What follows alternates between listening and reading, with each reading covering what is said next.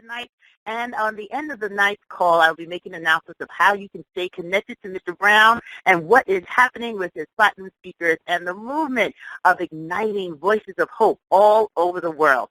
So without further ado, ladies and gentlemen, I present to you the legend himself, none other than Mr. Les Brown. Les, are you with us?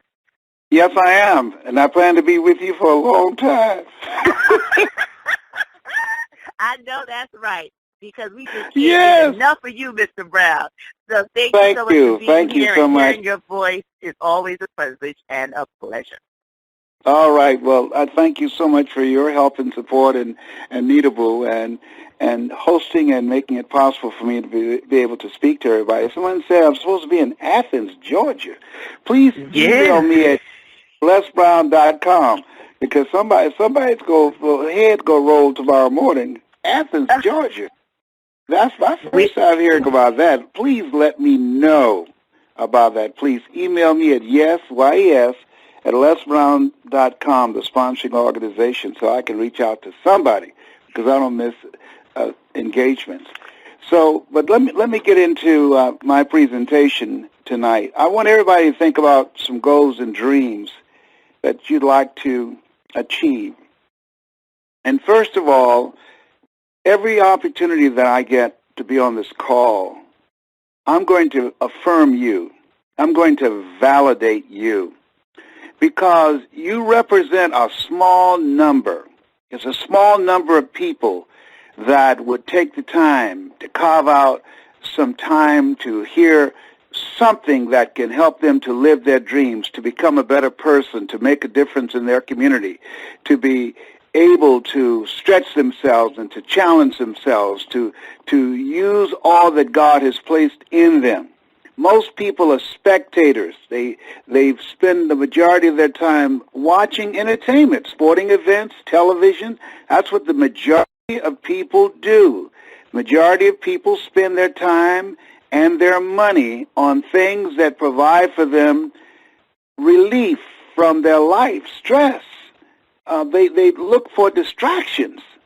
And so you're being on this call. Let me share with you, and I've been doing a lot of reflecting since I turned 70 on February the 17th, and as I'm walking in to this next level of living of my life, on what I want to do and what I want to accomplish, and as I'm talking to my twin brother on a regular basis and reflecting on our lives and my other brothers and sisters that we were adopted together, it's interesting how people can be raised in the same household, same parents, and end up dramatically different. So you're choosing to do something positive. You're choosing to expose your mind to something that can stretch your mind and enhance your mind, while the rest of the world is listening to a record. I was at a red light, and a young man stopped at the red light, and he had his music playing real loud, and the song that was on was, I'm going to have that bee get my money. That bee better get my money. Now, and you know the word. It didn't say bee, but you know the word. And the people behind me had to blow their horn, because I had to pause for a moment. And I was just thinking that our kids are listening to that day in and day out. And we're in a time where there's no such thing as decency. We're in a time that using profanity and using vulgar words in your regular, everyday conversations and form of communication, it's as if these words are acceptable and normal in conversations. I have a friend, we have investments in daycares, and to hear young kids, I'm talking about 4 and 5 years old, sometimes younger, using profanity. And sometimes parents stand around and hear it, so, isn't that cute? Oh, look at her. Did you hear what she just said? Let me tell you something. There's nothing cute about that. And when you look at most of our kids all tattooed up. I got a nephew that's getting out of jail, and I'm not sure, not out of jail, out of prison. And I'm not sure he's ready, because he said to my sister, if she couldn't come pick him up, he will have one of his homies pick him up. Let me tell you something. First of all of his homies are felons. One of the rules when you get out of prison, you're not to associate with felons. That's parole violation, not to even be in a car with them, in the same place with them. So that says to me, he hasn't learned anything. He's got more tattoos now than when he came in, and all the other tattoos that he had before he went in, that said to me, that was preparation. That was preparation. He went to graduation. It's a boy's passage. You know, it's that these young guys see going to jail as street cred, gives them credibility. Getting all tattooed up and the earrings and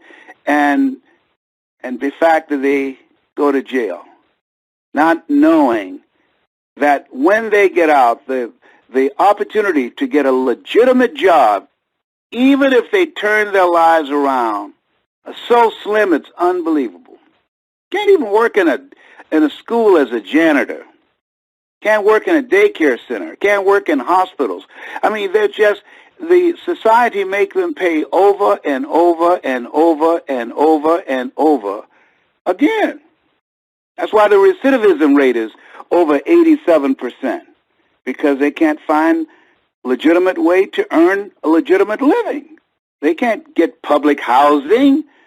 But my nephew, who wanted to go to jail so desperately and worked so hard at it, he got exactly what he deserved, and I thought he would have learned something. See, if I went to jail, prison, and they told me, we don't want you associating with any ex-felons, and nobody was around to come pick me up, and I didn't have bus fare, I would just say, point me in the direction of where I need to go. I would walk. I remember my cousin Boo and I, we were in a car with some friends, and they started lighting up. Mac Arthur to my left, he started shooting up heroin, and then the other guys in the car, they started smoking weed. I said, can y'all pull over for just a minute? Just a minute, just pull over to the side. I said, what, you got to have a leak? I said, just pull over for just a moment. I need to stop for just a moment. Then when they pulled over, I got out, Boo got out, probably about 2 o'clock in the morning. We're in Liberty City, and we walked. It took us probably 2 to 3 hours to get home. We walked. I was not going to be in that car when the police pull them over smelling weed, alcohol, and drugs in the car. No, absolutely not. And so one of the things that these young boys like my nephew, just straight up dumb with a capital D, stupid with a capital S. It's unbelievable. I find this hard to believe. And so what I want you to think about right now is, number one, stay away from dumb people. Lazy, trifling people who have no qualms about complaining and sitting around looking at television and wondering, will the Cavaliers make the playoff? And did you see the last episode of Scandal, while they're living a scandalous life? Wasting their time away. Trust me on this. And I look at this stage of my life, and I look at people who I knew had great potential. I knew they were intelligent. Saw a guy that spent many years in jail. He was smart. I used to copy off his paper. Had it not been for him, I wouldn't have gotten out of school. I copied off his paper. But he was dumb. He hung around losers. He was dumb.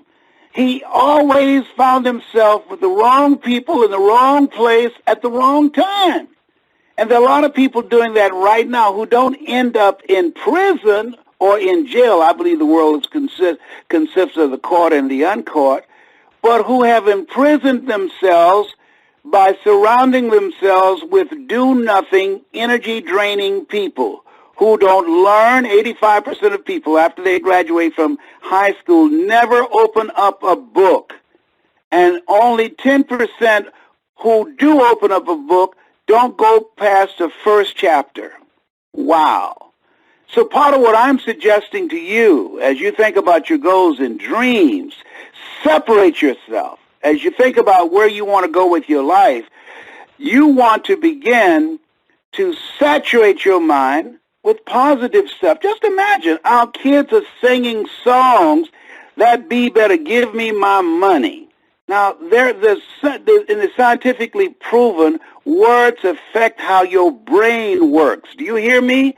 Your words affect how your brain works. So if you're around people who have empty conversation or conversation that's filled with profanity and ignorance and vulgarity, it affects how your brain works. Do you hear that? I'm not making this up. This is scientifically proven. So you have to not only watch your language, but you have to watch the language that you expose your mind to. There's certain comedians I love them, they're talented, I just can't sit through the cursing. I can't do it. I love Chris Rock. He's a talented guy. I met him. He's an introvert, very reflective guy. Can't sit through his program. He's got to drop the F word too many times for me. Listen, that's not good for your mental and physical health. Do you hear me? There's some things that you can make fun and you never have to ever use profanity. But today, it's about how low can you go. It's today, how vulgar can you get. And today, these young people, they respect nobody, nothing. Nothing. And so my heart goes out to parents who have children. These young kids today, what they're being exposed to. My God. My God.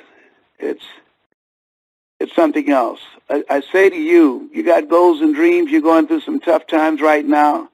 Won't cost you nothing. Go on YouTube, find everything that I have recorded and watch it every day, hours on end. It will change your life.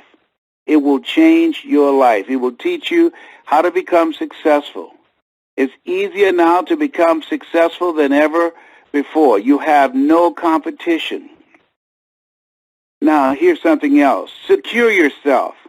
I called to talk to a friend of mine who worked at a radio station in Detroit with Mildred Gaddis, and they laid him off. Brilliant guy. Laid him off. Why? Because he didn't do the job? No, because of politics, station politics. You got a job, you got to do 2 and 3 jobs for one paycheck and no job security. You can lose your job on foolishness. Foolishness.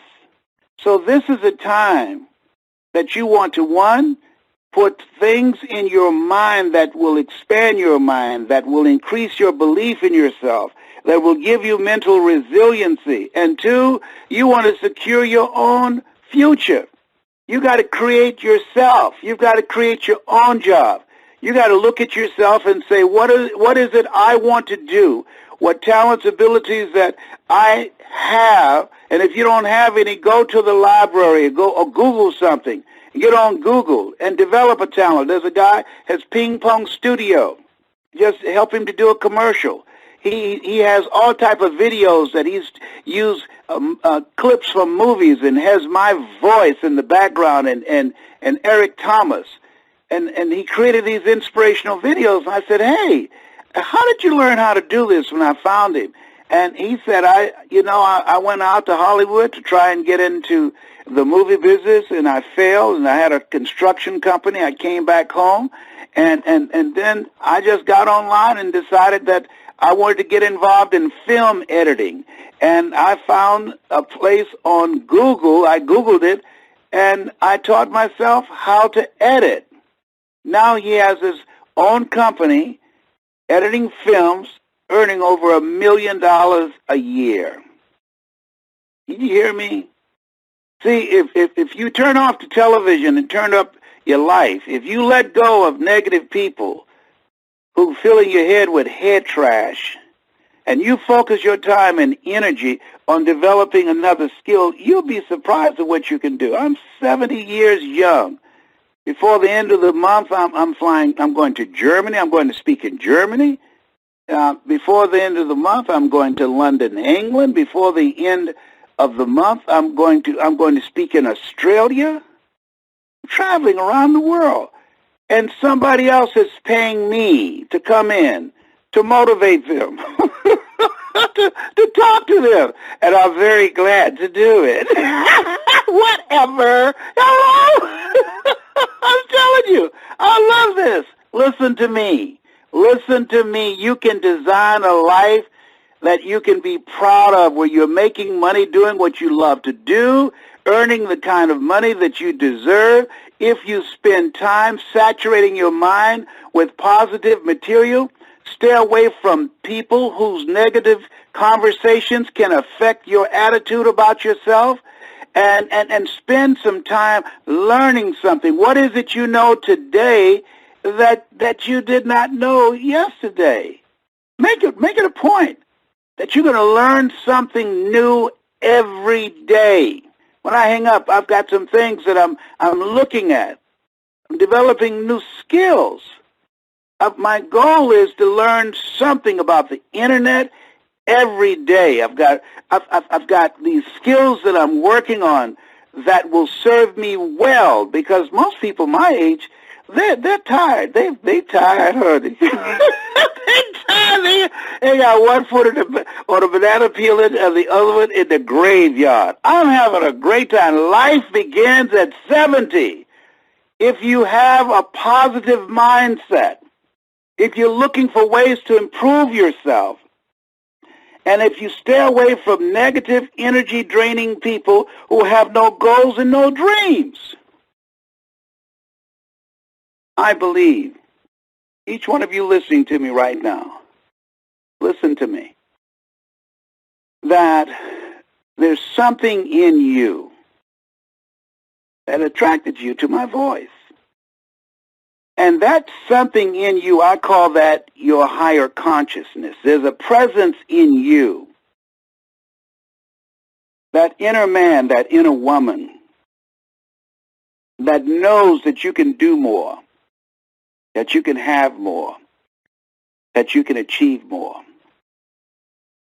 And that if you honor that still small voice within you and continue to saturate your mind with positive things, continue to look for people with talents, abilities, and skills, and surround yourself with people that you can learn from, people that you can grow from, and set for yourself big goals and dreams. There's some power in pursuit of a dream. When you are pursuing a dream, you develop confidence, you develop skills, you develop new relationships, you develop resources that eye has not seen, ear has not heard, nor has entered the heart of mankind what God has in store for you if you live a life where you're pursuing goals outside of your comfort zone, where you're pursuing projects. See, we grow from people and projects. Look at the people in your life. Well, how many projects do you have in your life that you're working on to make a difference? I'm working on my legacy. I'm a great-great-grandfather. So I'm working on what will my mark be? How many more lives can I touch? How many more lives can I change before I check out? Let me share something with you. A lady went with a friend of hers whose father died. And her friend's father was a grumpy guy, mean-spirited. He had no friends. Nobody visited him. And when he died, she fulfilled his wishes. He wanted to be cremated. And she followed behind the hearse with her friend to take her father to be cremated. And she said she stood there as they first prayed for her father, and then they pushed him in. And they waited. They went and did a few things, and they came back. And they collected his ashes in an urn about a day or 2 days later. And he wanted his ashes to be thrown in the wind. And she said, as her friend threw her father's ashes in the wind, and the wind blew the ashes, she said what grabbed her and moved her so deeply was, as the ashes disappeared, it was as if her friend's father never existed. Because he didn't live a life of contribution. He didn't have any projects that he was working on that would make a difference.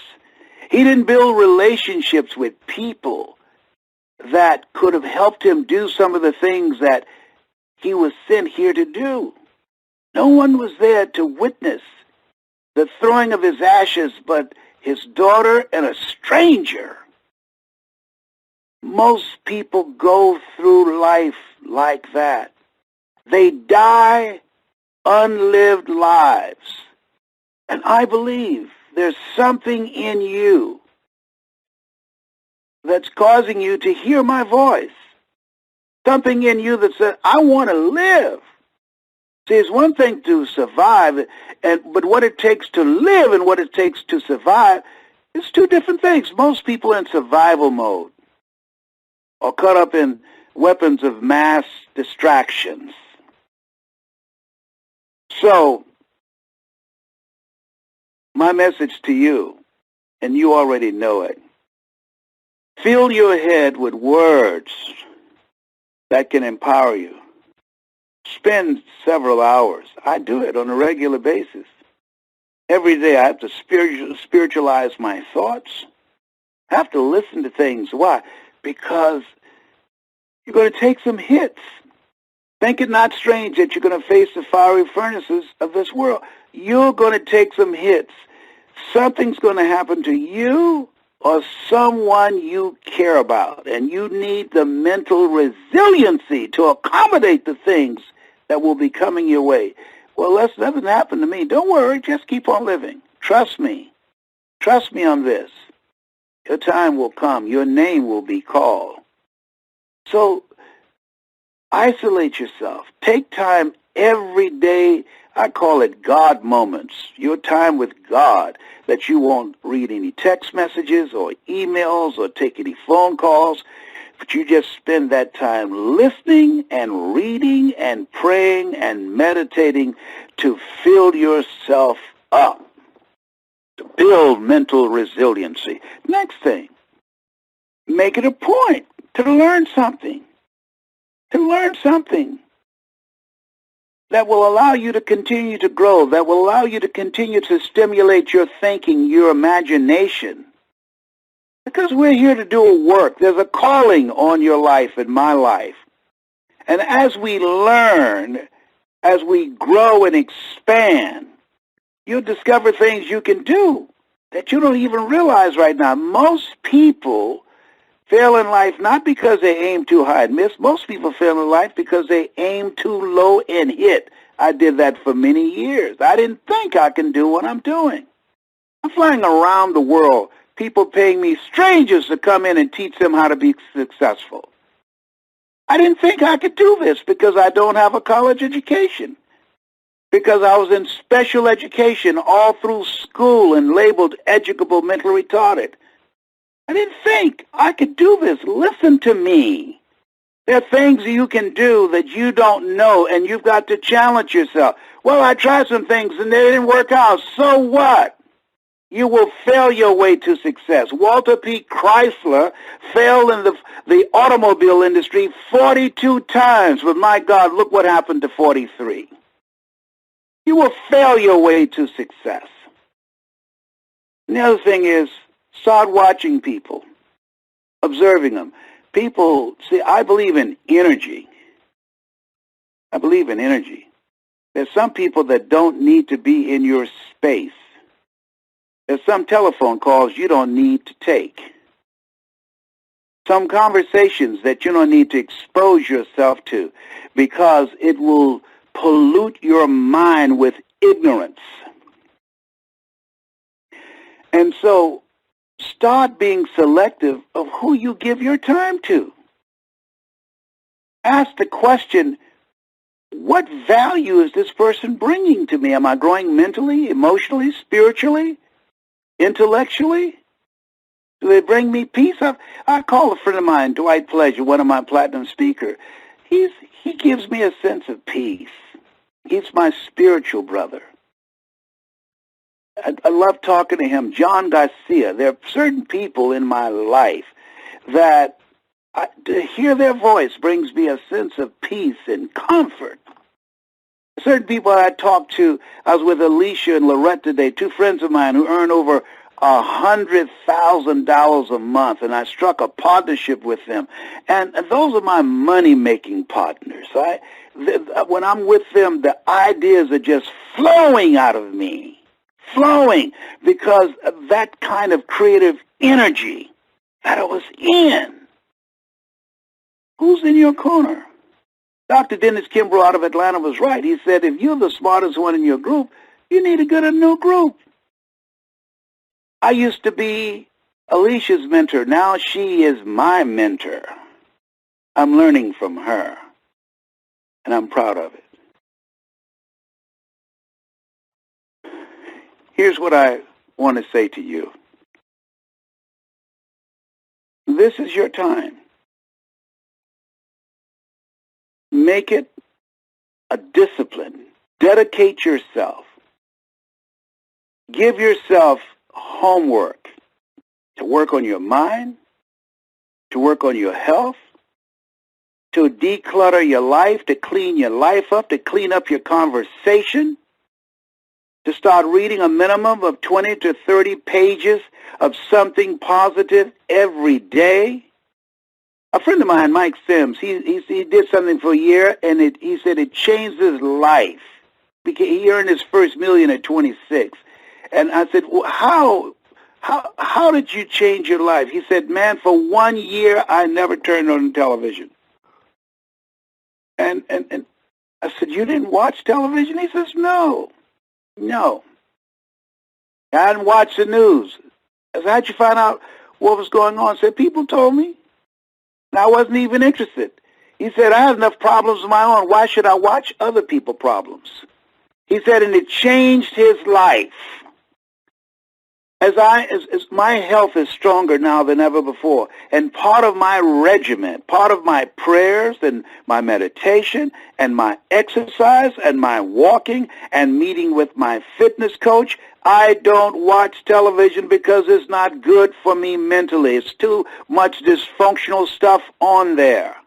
I was in the airport and saw this girl that Chris Brown beat up or whatever, and that's the one that got that song out. Wow, such a pretty girl. It shows ignorance comes in all kind of packages, boy. Vulgarity, indecency, unbelievable. No sense of decency. Wow. Don't listen to it. Don't let your children listen to it. Don't entertain ignorance in the name of entertainment because it's hip. Got to restore respect and decency. Vulgarity and profanity is not good for your brain. When I train young men, I tell them to affirm an affirmation that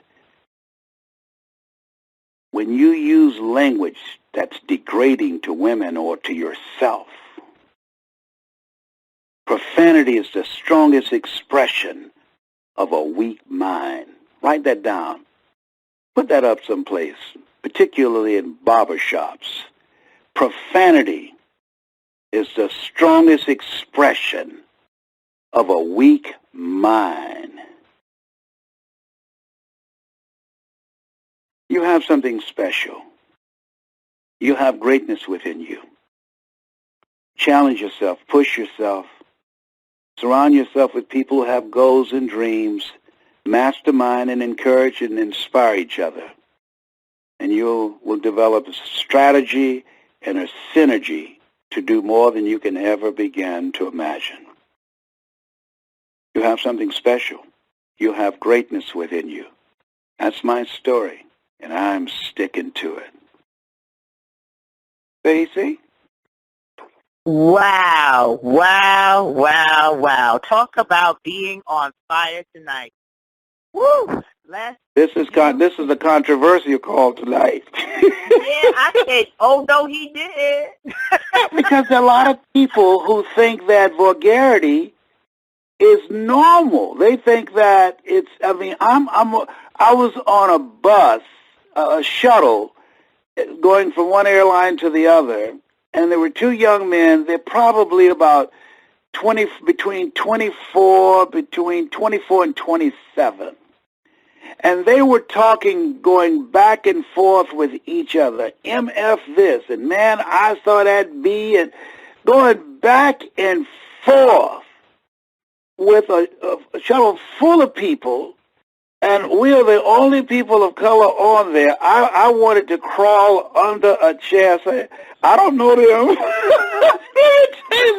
The people were looking at me saying, can you say something to them? And that when they're gone that over that deeply, there's nothing to say. There's nothing to say. One of the first things when my nephew gets out of prison, he has these tattoos all around his neck that says, I just got out of prison. So we're asking, what kind of job are you going to get? Who's going to hire you? You got these signs that indicate this is where I've been spending my time. I suffer from HIV, hood-infected virus, AIDS, addiction to incarceration and death syndrome. I said, you're intelligent? You used to travel with me on the road? I said, come on. You didn't come out of that kind of home. Now, your father went to prison, but my sister raised you to be a respectable young man.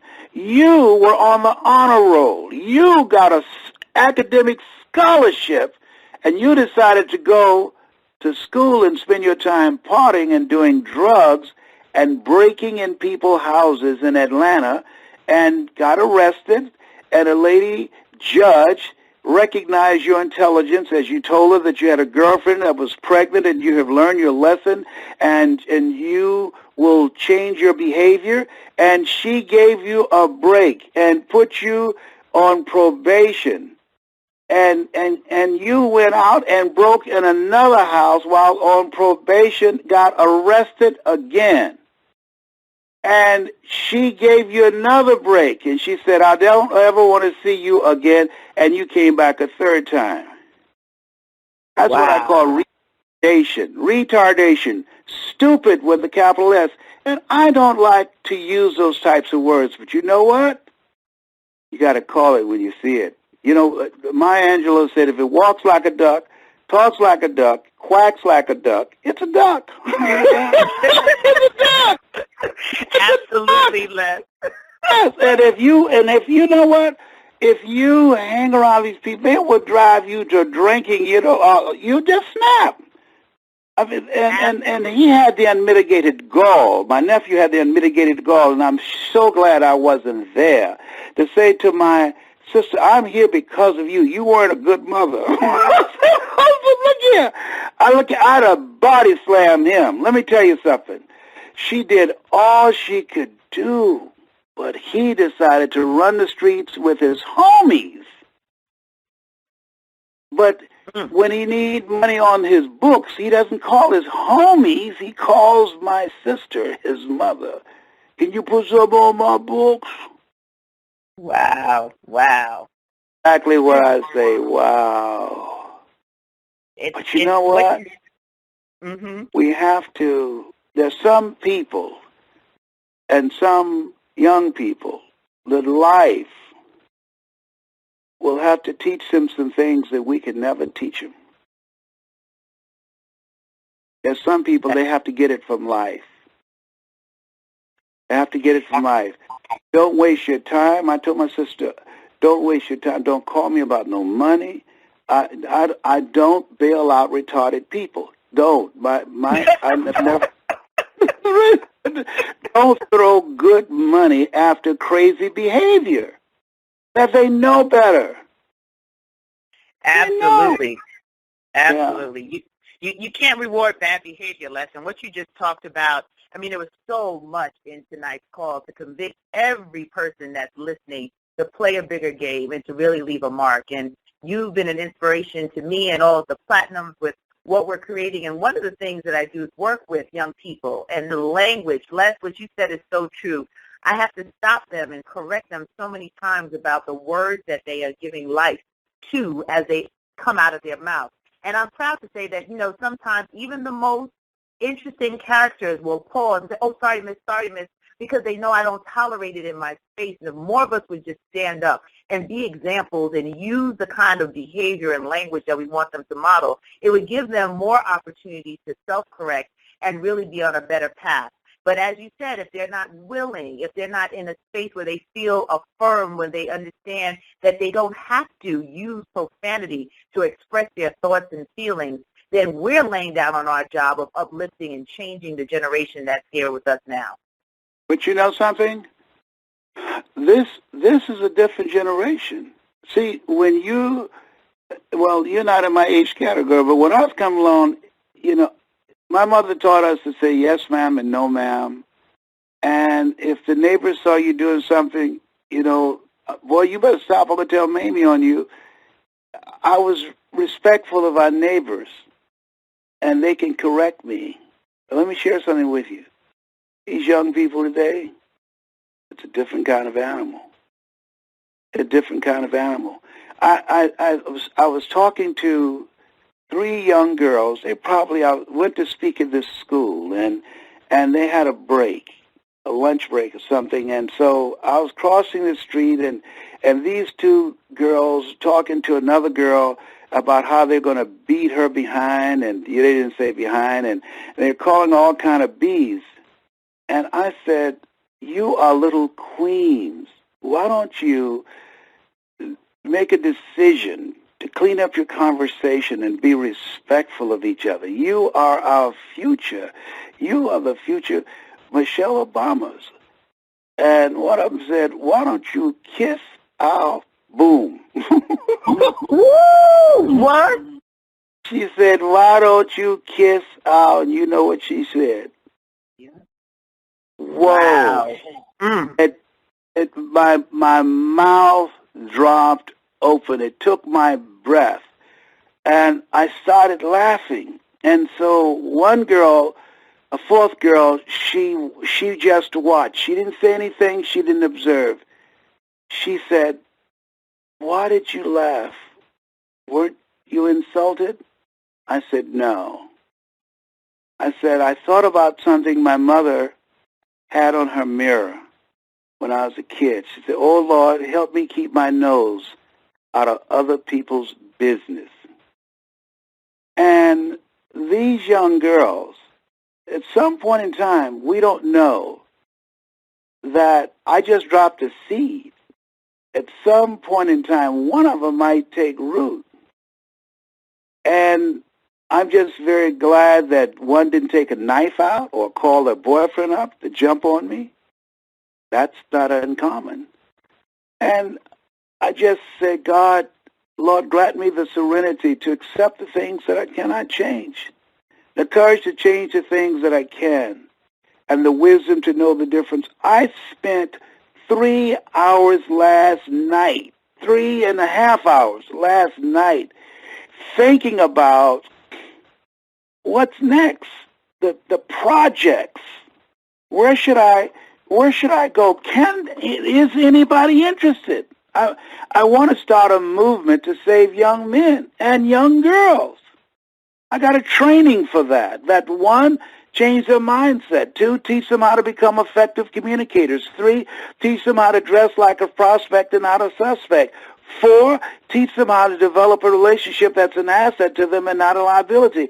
And 5, teach them how to earn income over the Internet. Even if they have a felony in their record, they can earn money and never have to go out and be rejected in the job market. But guess what? The majority, 99% of my engagements, I'm leaving the country. You know, they ask me, given the state of the people in your country who look like you, how do you have time for us? I was born and raised in Liberty City. They don't call me in Liberty City or Overtown in Miami to come there and speak or train. That's where I started. I was a state legislator in Columbus, Ohio. I was a state legislator and for 3 terms and used to lead demonstrations of 10 to 15,000 people to demonstrate against things in the system that was maintaining our detriment. They don't invite me to come and speak or implement a training program that will have long-range impact to eliminate what I call HIV, hood-infected virus, or AIDS, addiction and incarceration and death syndrome. No. I went to a church in Cleveland. I took my time, volunteered, went to a church in Cleveland, and when it was time for me to speak, they said, "Oh, I'm sorry, the Cavaliers might have come on." And the minister said, "Whoa, sorry, Mr. Brown," and they ran out of the church. Do you hear me? I never got to speak. Wow. I walked real slow, hoping that one will say, I said, "God, just give me one. Just give me one." And most of them were ex-offenders. Have one stop me. And I walked slow toward my car, saying, "Touch one of them, Lord. Touch one that I could talk to. That's my assignment. Like Mr. Washington touched me." And by the time I got to my car, I was crying like a baby because not one stopped. Not one.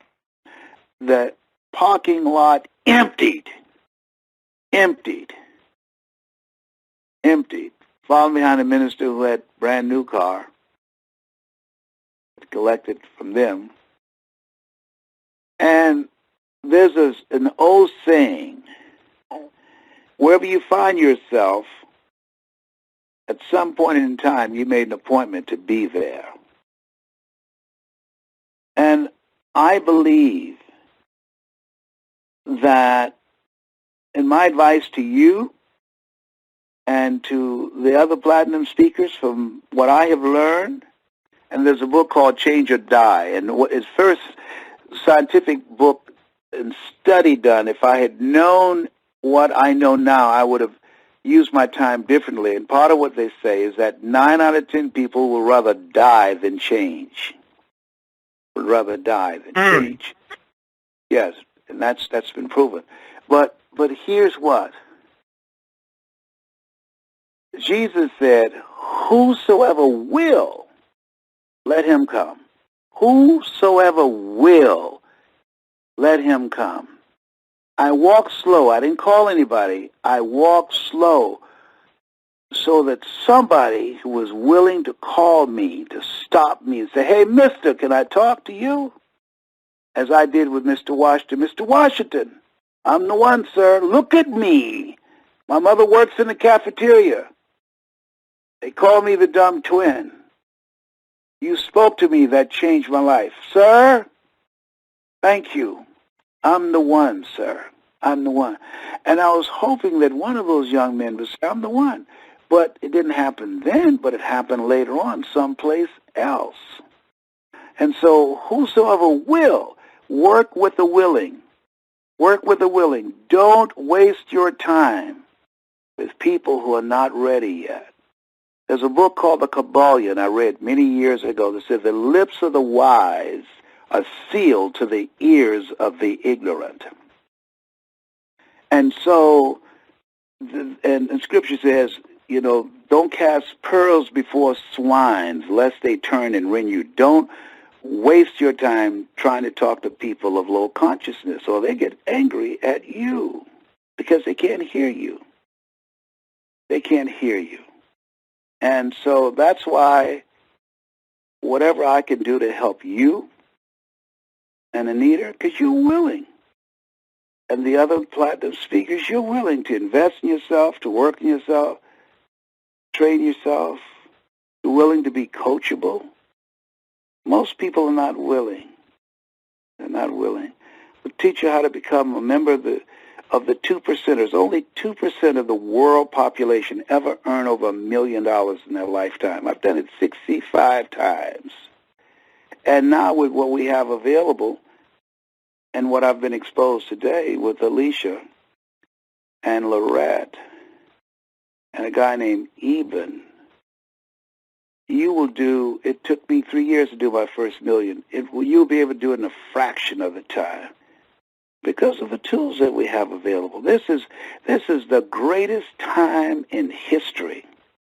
And for every African-American male that goes to college, 100 go to jail. Wow. And so last night, I couldn't sleep. I was just tossing back and forth. Can I go up in there? Can they hear me? Well, they say, go sit down, old man. Oh, 70-year-old man. Give him a cane. Give him a wheelchair. Go sit down. We don't want to hear that positive mess from you. That's why I was just tossing and turning, saying, God, do I still have it? Do I still have it? Can I create a listening? Do I still have it? And I heard a voice in myself that says, yes, you still have it. I even called my son, Calvin. Do you think I still have it? He said, of course you do, Dad. Yes, you do. I said, but you hear me because you're my son. He said, but I couldn't always. That's true. And so sometimes even in the work that we do, giving people a spirit of optimism, we have our moments in the Garden of Gethsemane where we ask ourselves, do I still have it? Can I do this? Because I believe that God has given me grace to be able to do more work because my work is not done. My best years are in front of me, not behind me. My best years, my greatest work is in front of me.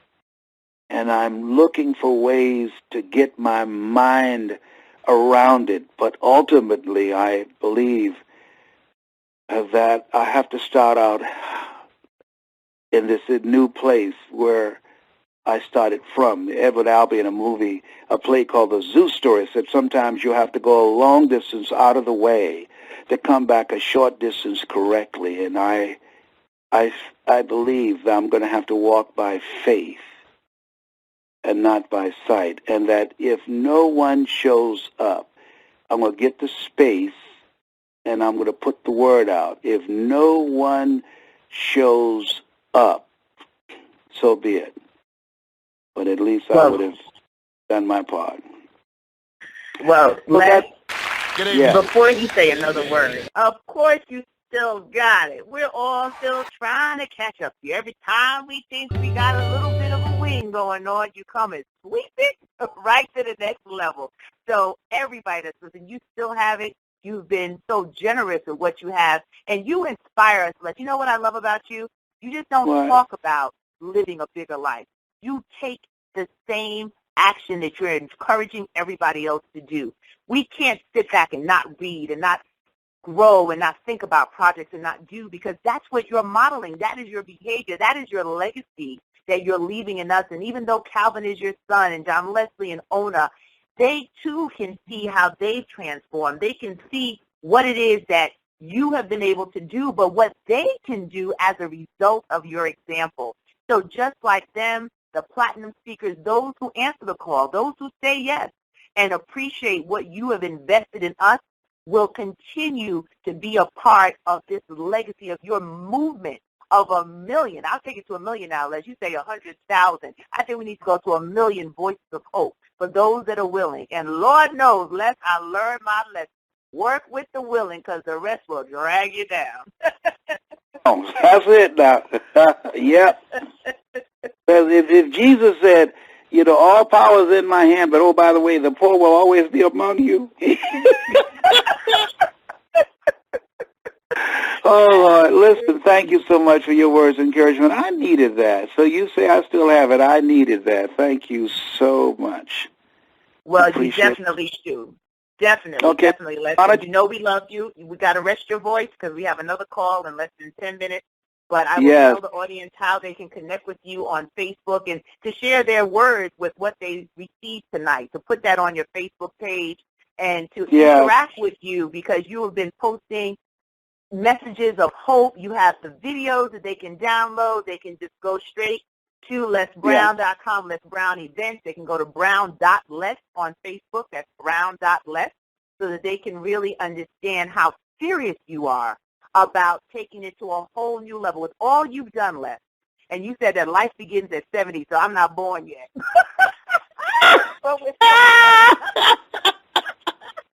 I love it. Okay, well, listen, those of you that heard the message tonight, I would like to hear something from you. If you heard me tonight, yes, at lesbrown.com. Email me. I want your comments. And if you have a voice and have a urge and a hunger to make a difference in people's lives, let me know that, too, in the email. Yes, at lesbrown.com. Thank you. Thank you so much, Stacy. You have something special. You got greatness in you. That's my story, and I'm sticking to it. Thank you, Les. Love you to life. Thank you again. And thank you, ladies and gentlemen, especially our first-time callers that found out about Les Brown's Motivational Monday Night Call. Mark it on your calendars. Put it in your book. This is your place to be. Every Monday night, 8 p.m. Eastern Standard Time. Tell a friend. Bring someone back. Make sure you send your comments to Mr. Brown at yes@lesbrown.com. That's yes@lesbrown.com. Go onto the Facebook page. That's brown.les, brown.les. It's the one that will soon be at 1 million plus. So please make sure that you go and visit and join the movement of change and voices of hope. If you want to connect with the platinum speakers, Anita, myself, and those voices that you hear each and every week when Mr. Brown is traveling, you can go to Les Brown Platinum Speakers Network.com, and that's LBPSN, www.lbpsn, to meet some of those individuals. But more importantly, use what Mr. Brown gave you tonight to activate the greatness that's inside of you. We believe in you, we're counting on you, and we're going to do this thing called life together. My name, once again, is Dr. Stacey N.T. Grant. It's been a pleasure being your host tonight, and we look forward to hearing your voices again next week, Monday. Have an incredible week and a more awesome life. Bye-bye.